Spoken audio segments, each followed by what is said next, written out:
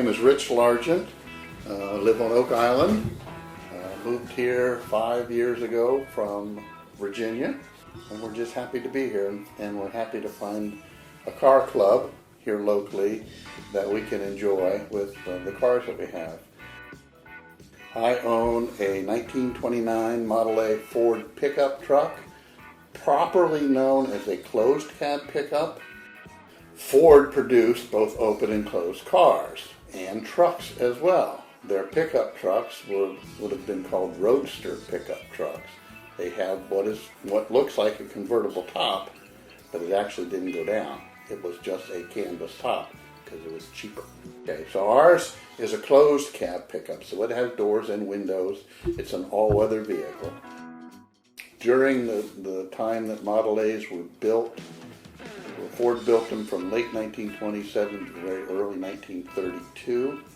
It was their first change in the style of car since the Model T. Model T was produced for like 18 years. Over the course of those 4.5 years of producing, Ford built almost 5 million Model A's. And they're probably the most recognizable old car on the road. And I named the truck Effie May. Effie May was my father's first car. We got it about 10 years ago. It was a completely restored Model A when we got it. It is factory correct. It was restored, we believe, in the late 90s. The engine in the car, we believe, we can't prove it, but we believe is the original engine to the car. The engine dates to October of 1929. So put yourself back in the Great Depression. That's when the stock market crashed in October of 29, and I believe that's the month that our truck was built. It loves 45 miles an hour. Beyond that, not so much. You see ads today for the Mustangs and the Camaros out there that have 700 horsepower. The Model A has a 40 horsepower. In 1927, when it debuted, leaving the Model T in the dust, the Model T had 20 horsepower. In 1927, you're going to go out and buy, here's a car that has 20 horsepower, this one has twice as much power. And it moved it down the road beautifully. Everybody wants to know, they see the spot under the radiator for the crank. It says, can you crank the engine to start? Not on a Model A. On the Model T, that's one of the ways you started. By the time Model A's came along, they all had starters.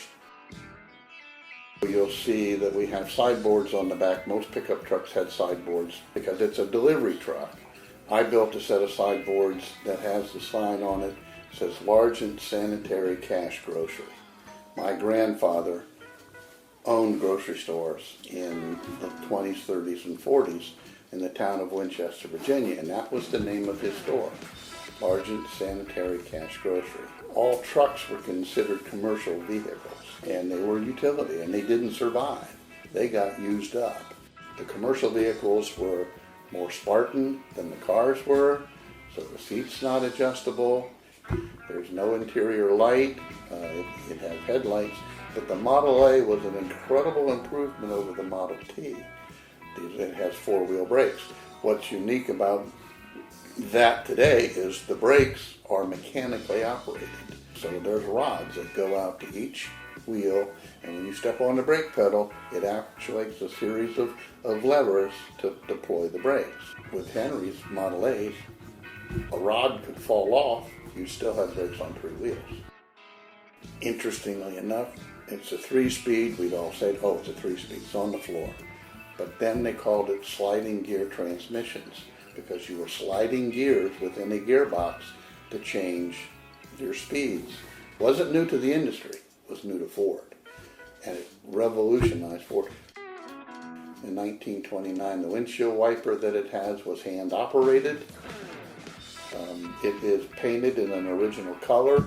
For many years, as the production line was getting better and better for the Model Ts, black paint dried quicker than any other color. And Henry Ford was all about economy. And if it took longer for paint to dry, that means he produced less cars. By the early 20s, you could get your car painted almost in any color. And when the Model A's rolled around, there were about 9 or 10 colors. Ours was a green, a very dark green, and that was apparently the most popular color for trucks in 1929. So it represents its era.